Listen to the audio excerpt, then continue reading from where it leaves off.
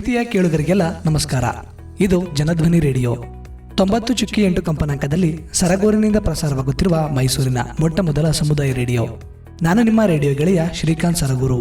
ಭಾರತ ಸರ್ಕಾರ ಎಲೆಕ್ಟ್ರಾನಿಕ್ ಮತ್ತು ಮಾಹಿತಿ ತಂತ್ರಜ್ಞಾನ ಸಚಿವಾಲಯದ ಮಾಹಿತಿ ಭದ್ರತಾ ಶಿಕ್ಷಣ ಕಾರ್ಯಕ್ರಮದಡಿಯಲ್ಲಿ ಇಂದು ನಾವು ಬಹಳ ಮುಖ್ಯವಾದಂಥ ವಿಷಯದ ಬಗ್ಗೆ ಮಾತನಾಡುತ್ತೇವೆ.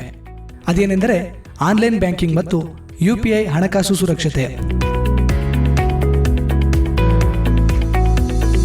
ಏನಿದು ಆನ್ಲೈನ್ ಬ್ಯಾಂಕಿಂಗ್ ಮತ್ತು UPI ಹಣಕಾಸು ಸುರಕ್ಷತೆ? ಯಾವ ರೀತಿಯ ತೊಂದರೆಗಳು ಇದರಿಂದ ಆಗುತ್ತವೆ ಎಂಬುದರ ಬಗ್ಗೆ ತಿಳಿಯೋಣ. ಆನ್ಲೈನ್ ಬ್ಯಾಂಕಿಂಗ್ ಮತ್ತು UPI ಹಣಕಾಸು ಸುರಕ್ಷತೆ. ಡಿಜಿಟಲ್ ಯುಗದಲ್ಲಿ ನಾವು ಹಣ ವ್ಯವಹಾರವನ್ನು ಸುಲಭವಾಗಿ ಮಾಡ್ತಾ ಇದ್ದೀವಿ, ಆದರೆ ಸುರಕ್ಷತೆ ಇಲ್ಲದಿದ್ದರೆ ಅಪಾಯವೂ ಇದೆ. ಹೀಗಾಗಿ ಇವತ್ತಿನ ಕಾರ್ಯಕ್ರಮದಲ್ಲಿ ಒಂದು ಸಣ್ಣ ನಾಟಕದ ಮೂಲಕ ಮಾಹಿತಿಯನ್ನು ತಿಳಿಯೋಣ.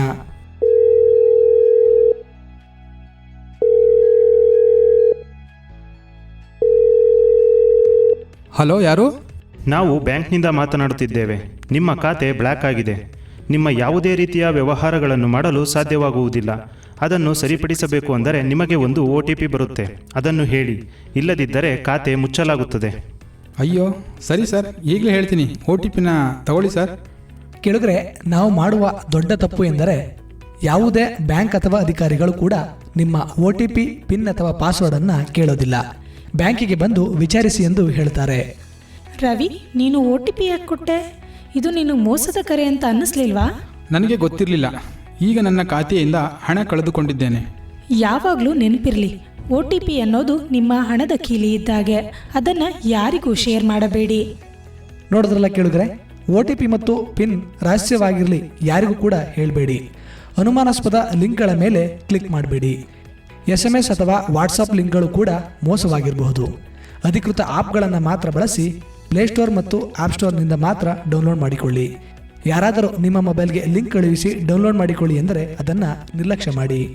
ಹಣ ಪಡೆಯಲು ಪಿನ್ ಬೇಕಾಗುವುದಿಲ್ಲ. ಪಿನ್ ಹಾಕಿದರೆ ನಿಮ್ಮ ಹಣ ಕಳೆದು ಹೋಗುತ್ತದೆ. ಸಾರ್ವಜನಿಕವಾಗಿ ಸಿಗುವಂತಹ ವೈಫೈಗಳನ್ನು ಬಳಸಬೇಡಿ. ಬ್ಯಾಂಕಿಂಗ್ ಮಾಡುವಾಗ ಸುರಕ್ಷಿತ ನೆಟ್ವರ್ಕ್ಗಳನ್ನು ಮಾತ್ರ ಬಳಸಿ. ಯಾವುದೇ ಬ್ಯಾಂಕ್ ಅಧಿಕಾರಿ ಅಥವಾ ಬ್ಯಾಂಕ್ OTP ಅಥವಾ ಪಿನ್ ಅನ್ನು ಎಂದಿಗೂ ಕೇಳುವುದಿಲ್ಲ. ಒಂದು ವೇಳೆ ಮೋಸವಾದರೆ ತಕ್ಷಣವೇ ಕ್ರಮ ತಗೊಳ್ಳಿ. ಒಂದು ವೇಳೆ ನೀವೇನಾದರೂ ಮೋಸವಾದರೆ ತಕ್ಷಣ ಸೈಬರ್ ಸಂಖ್ಯೆಗೆ ಕರೆ ಮಾಡಿ. ಸೈಬರ್ ಸಂಖ್ಯೆ 1930 ಅಥವಾ cybercrime.gov.in ನಲ್ಲಿ ದೂರು ದಾಖಲಿಸಿ. ಈ ಡಿಜಿಟಲ್ ಯುಗದಲ್ಲಿ ಸುರಕ್ಷತೆ ನಮ್ಮ ಹೊಣೆಗಾರಿಕೆ. OTPಯನ್ನು ಎಂದಿಗೂ ಯಾರೊಂದಿಗೂ ಹಂಚಬೇಡಿ. ಲಿಂಕ್ ಮೇಲೆ ಕ್ಲಿಕ್ ಮಾಡುವ ಮೊದಲು ಯೋಚಿಸಿ. ಸುರಕ್ಷಿತ ಆ್ಯಪ್ಗಳನ್ನು ಮಾತ್ರ ಬಳಸಿ ಅಂತ ಹೇಳ್ತಾ ಇವತ್ತಿನ ಕಾರ್ಯಕ್ರಮವನ್ನು ಮುಗಿಸ್ತಾ ಇದ್ದೇವೆ. ಈ ಕಾರ್ಯಕ್ರಮವು ಭಾರತ ಸರ್ಕಾರ ಎಲೆಕ್ಟ್ರಾನಿಕ್ ಮತ್ತು ಮಾಹಿತಿ ತಂತ್ರಜ್ಞಾನ ಸಚಿವಾಲಯ ಮಾಹಿತಿ ಭದ್ರತಾ ಶಿಕ್ಷಣ ಕಾರ್ಯಕ್ರಮದಡಿಯಲ್ಲಿ ಪ್ರಸಾರವಾಗುತ್ತಿರುವಂಥ ಈ ಕಾರ್ಯಕ್ರಮವನ್ನು ಇಲ್ಲಿಗೆ ಮುಗಿಸ್ತಾ ಇದ್ದೇವೆ. ಮತ್ತೆ ಮುಂದಿನ ಸಂಚಿಕೆಯಲ್ಲಿ ಮತ್ತೊಂದು ವಿಷಯದ ಬಗ್ಗೆ ತಿಳಿದುಕೊಳ್ಳೋಣ. ಅಲ್ಲಿಯವರೆಗೂ ಕೇಳ್ತಾ ಇರಿ ಜನಧ್ವನಿ. ಇದು ನಿಮ್ಮ ನೆಚ್ಚಿನ ಹಾಗೂ ಮೈಸೂರಿನ ಮೊಟ್ಟ ಮೊದಲ ಸಮುದಾಯ ರೇಡಿಯೋ 90.8 ಕಂಪನಾಂಕದಲ್ಲಿ ಸರಗೂರಿನಿಂದ ಪ್ರಸಾರವಾಗುತ್ತಿದೆ. ನಮಸ್ಕಾರ.